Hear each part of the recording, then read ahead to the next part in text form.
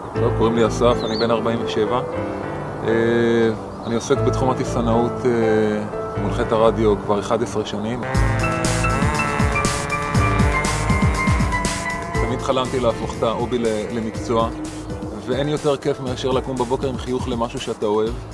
פתחתי את בית ספר שמיים ואופק, שלמעשה מאגד בתוכו פעילות לגיל השלישי, לנוער בסיכון, ובכלל ילדים מן השורה או נערים מן השורה או כל מי שרוצה להצטרף. חברים שוהים ביחד בתחום הזה המון שעות, המון סופי שבוע, המון ימים של כיף. יש בזה הרבה מאוד עניין. אוקיי, טוב, אנחנו נוחתים.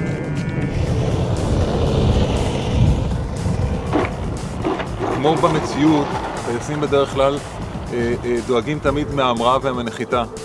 גם כאן, גם בטיסנאות, זה בערך אותו דבר. יש את המתח הזה והאדרנלין שוואלה, איך זה יעבוד, איך זה יהיה, איך זה ייראה באוויר. כשאתה עוסק בטיסנאות, למעשה אתה נוגע במגוון רחב מאוד של תחומים או תחומי משנה. אתה מתחיל קודם כל ממה שנקרא לבנות, ליצור. אתה נוגע בנושאים כמו אלקטרוניקה ואלקטרומכניקה, ואתה בונה בעץ, ואתה נוגע גם במכונאות. כאלה שעסקו בתחום לאורך זמן והתחילו ממש מהיסודות, מצאו את עצמם ביחידת המזל"טים של חיל האוויר או ביחידות כאלו ואחרות. אפילו היו כאלה שיצאו טייסים מזה.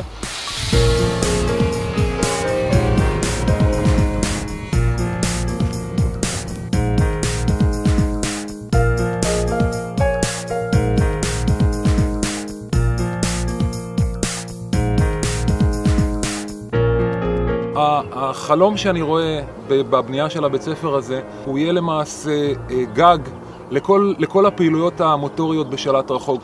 ואנחנו רואים עשייה חשובה לקהילה, ואנחנו מחבקים גם כן את כל מה שקשור לנוער בסיכון.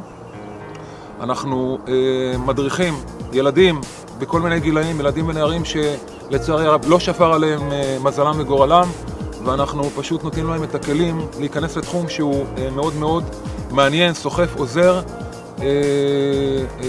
וייתן להם קצת לחשוב אחרת ולהרגיש אחרת. אני אשמח אם תיקחו חלק בפרויקט שלנו.